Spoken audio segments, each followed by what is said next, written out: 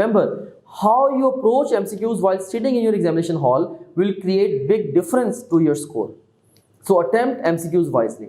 अब दो बच्चे हैं, उनकी एक जैसी तैयारी है, अब एग्जाम रूम में बैठ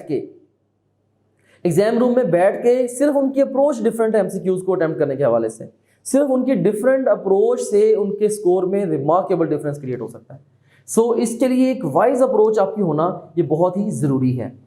सो अप्रोचेस MCQs को बेहतर सॉल्व करने के लिए वो कौन कौन सी हैं?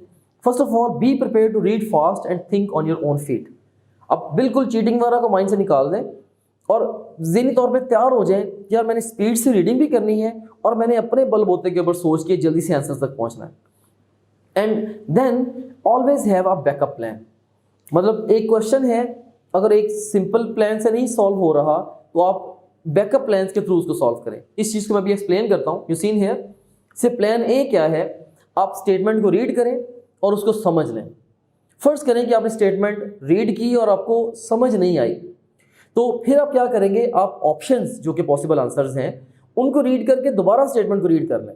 अब आपको ये समझ आ जाएगी मोस्ट प्रॉब्ली, राइट। सो अब स्टेटमेंट को पढ़ के उसको अंडरस्टैंड करें, उसके बाद फिर आप उसको क्वेश्चन को सॉल्व करके पहले ही आंसर एंटिसिपेट कर लें, यार इसका तो ये आंसर बनता है। फिर वो आंसर आप ऑप्शन में से ढूंढें और अगर आपको मिल जाता है तो वो मोस्ट प्रॉब्ली करेक्ट आंसर होगा, अब उसको पिक कर दें।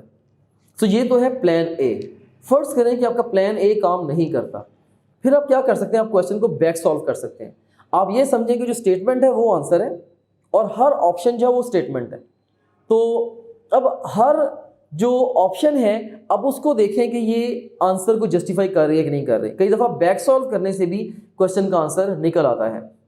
सो ये प्लान बी है आपका।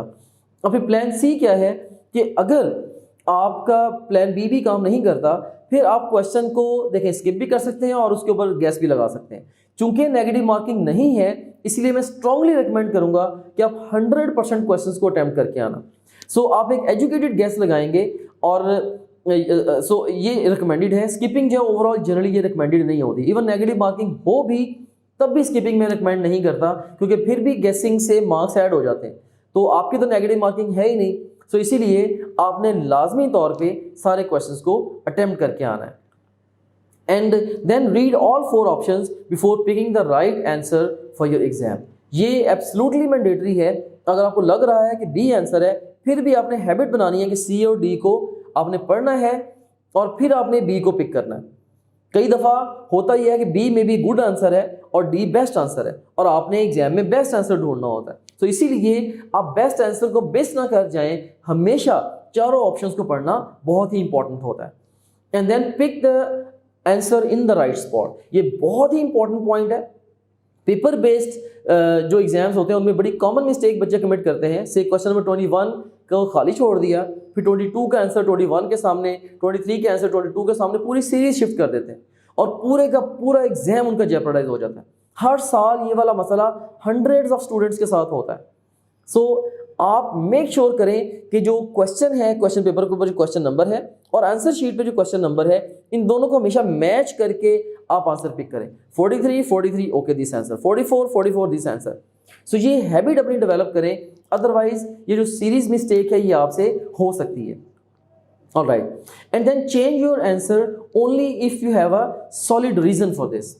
अगर फर्ज करें कि आपने एक क्वेश्चन को अटेम्प्ट किया, आपको पहले आ गया यार ये इसका सी आंसर बनता है, और फिर उसके बाद आप उसको अब चेंज कर देते हैं, नहीं यार सी की बजाय मैं इसको डी पिक कर देता हूँ, राइट। सो याद रखना कि जो आपकी फर्स्ट हंच होती है ना, आम तौर पे वो करेक्ट होती है।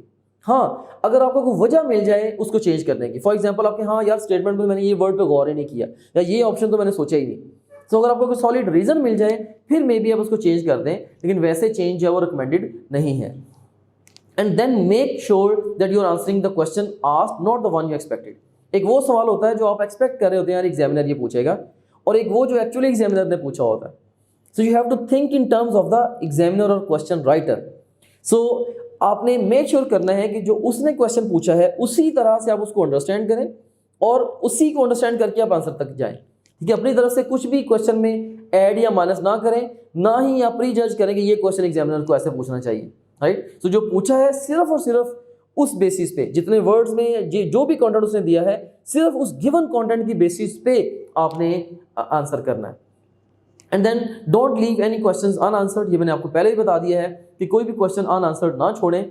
और इसके अलावा इन questions with all of these options check whether or other 3 options is incorrect. In questions with none of these options, check whether any of other 3 options is correct.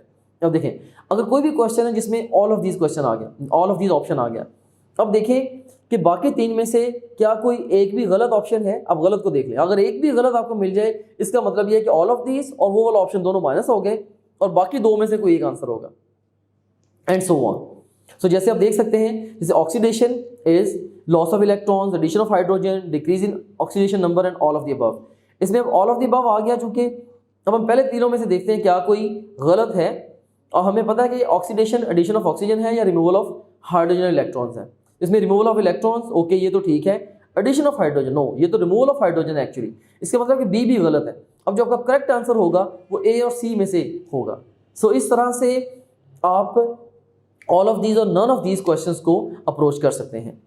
And then reading the last line in the questions will help you. Reading the last line in questions with very long statement, it might be helpful. अगर एक question है, जैसे screen के सामने, screen के ऊपर आपके question नजर आ रहा है, अब देखें कि इसकी काफ़ी लेंथी स्टेटमेंट है। अब बजाय कि आप इस पूरी लेंथी स्टेटमेंट को पढ़ें और फिर जाके एंड पे आपको पता चले उसने कोई बड़ी बेसिक सी बात पूछी है, जैसे आप इसकी लास्ट लाइन को पढ़ें, time period of oscillation is, और उसने जो बेसिकली ऑसिलेशन के टाइम पीरियड के बारे में क्वेश्चन पूछा है, मे बी इसी लास्ट लाइन को पढ़ के एकदम आपका माइंड जो वो फोकस कर जाता है, अच्छा यार ये इसने अल्टीमेटली वैसे डिमांड किया, बजाय कि पूरी स्टेटमेंट पढ़ते रहे और आपको पता नहीं कि एंड पे उसने पूछना क्या है।